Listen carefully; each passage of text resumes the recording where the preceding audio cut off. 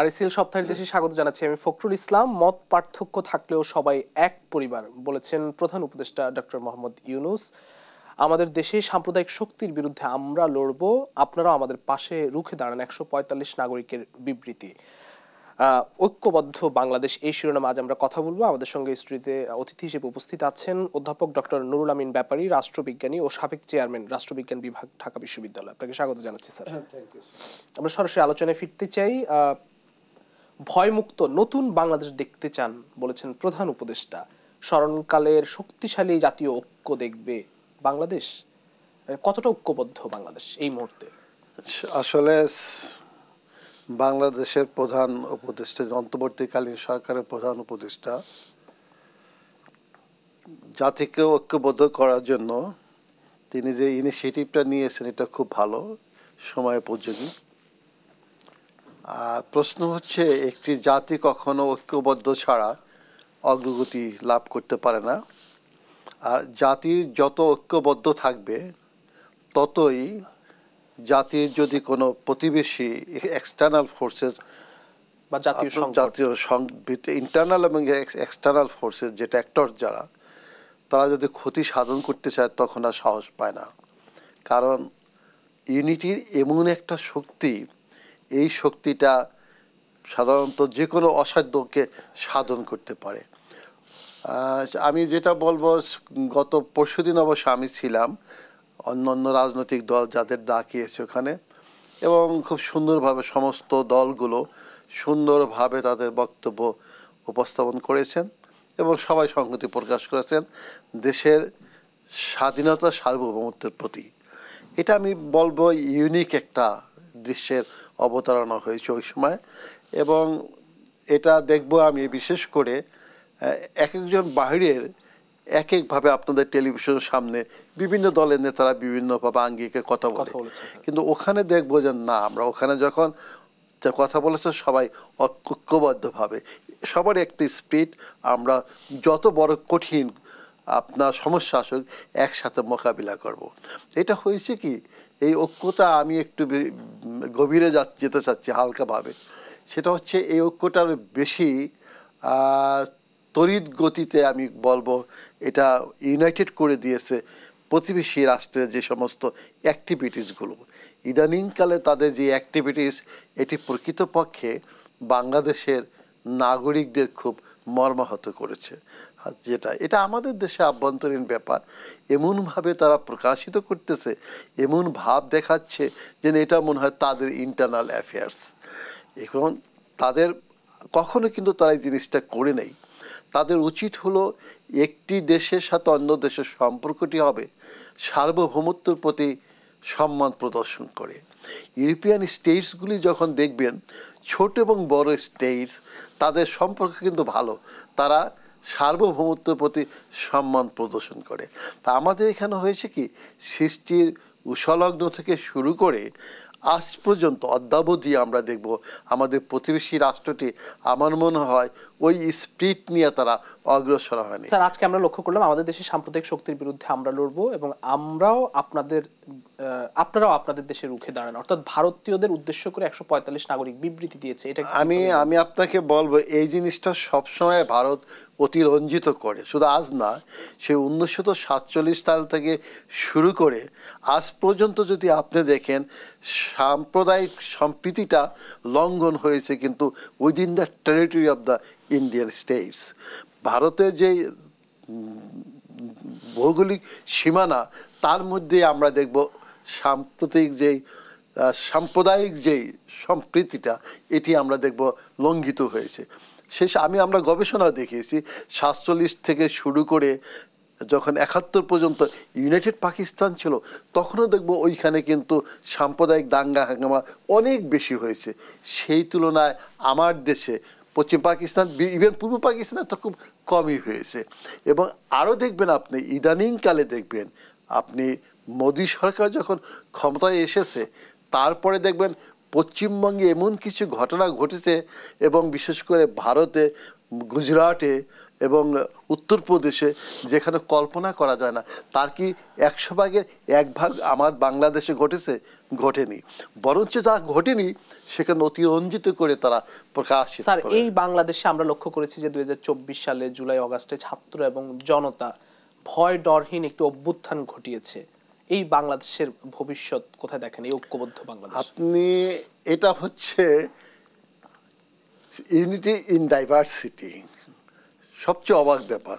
এখানে দেখবেন অনেকগুলো রাজনৈতিক দল আছে, তাদের সাথে আদর্শের মিল নেই, তারা কর্মসূচির মিল নেই, কিন্তু ওই অগাস্ট বিপ্লব, জুলাই বিপ্লবে আমরা কি দেখেছি, সর্বস্তরে মানুষ ঐক্যবদ্ধ হয়েছে একটা ফ্যাসিস্ট সরকারের বিরুদ্ধে।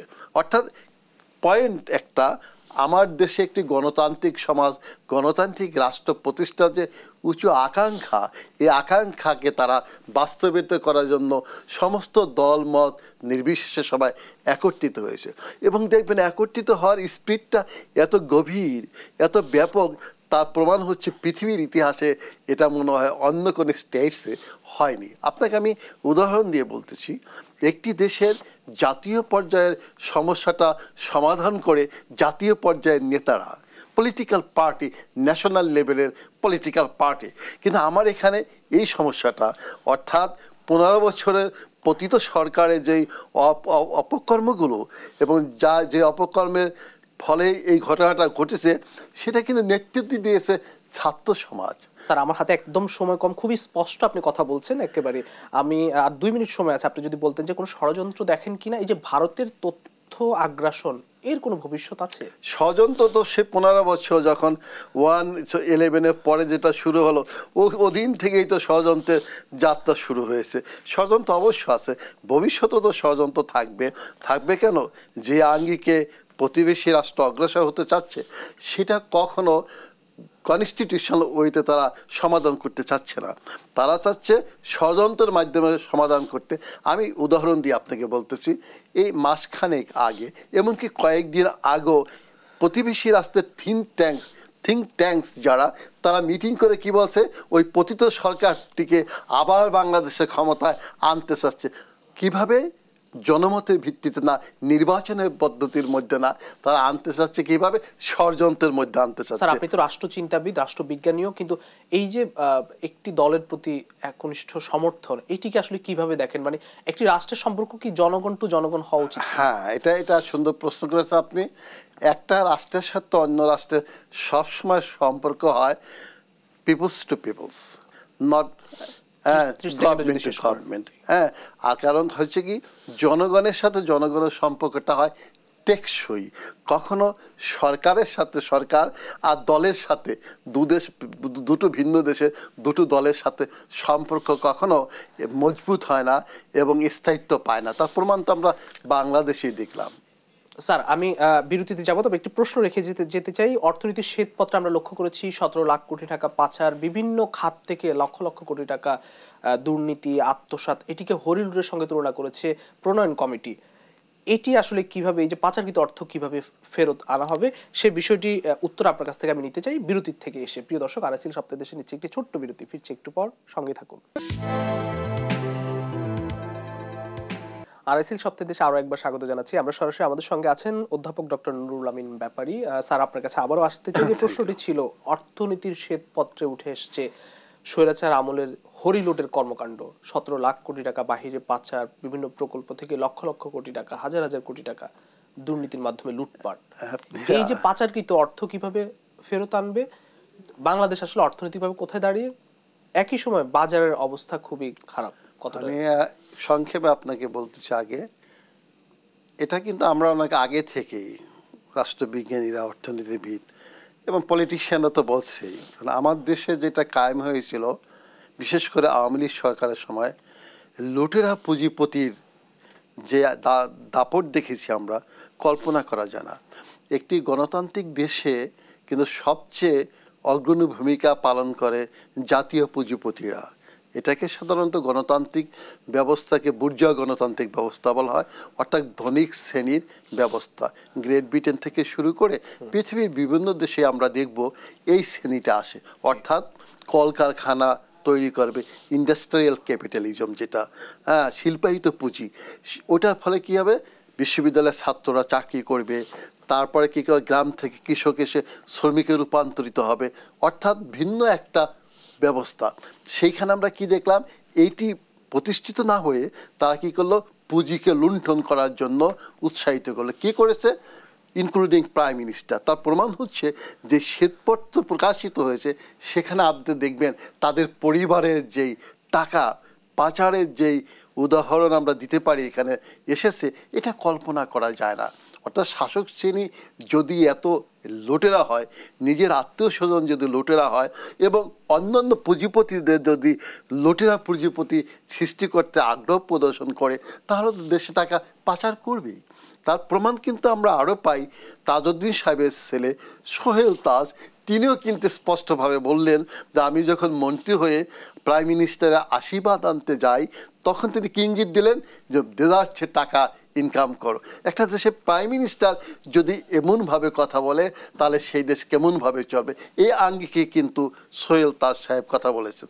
তাহলে আপনি যে প্রশ্ন করলেন, এটা তো আমার তো মনে হয় এটা আরও যদি গভীরভাবে যদি তারা গবেষণা করে, আমার মনে হয় আরও বেশি টাকা লুটপাটের কাহিনী আমরা শুনতে পাবো। দেশটাকে একদম শেষ করে দিয়েছে ইউনূস সাহেব যে চালাচ্ছেন। আমি তাকে একটু বলবো, আল্লাহর নিকট শুকরিয়া আদায় করা উচিত সকলের। মানে সেই অবস্থা থেকে অর্থনীতি এখন যেখানে দাঁড়িয়ে আছে, এখান থেকে উত্তরণের উপায় কি? এখান থেকে উত্তরণ করতে হলে সময় দিতে হবে, ধীরে ধীরে আপনার অগ্রসর করতে, আপনার আবার শূন্য থেকে কিন্তু শুরু করতে হচ্ছে।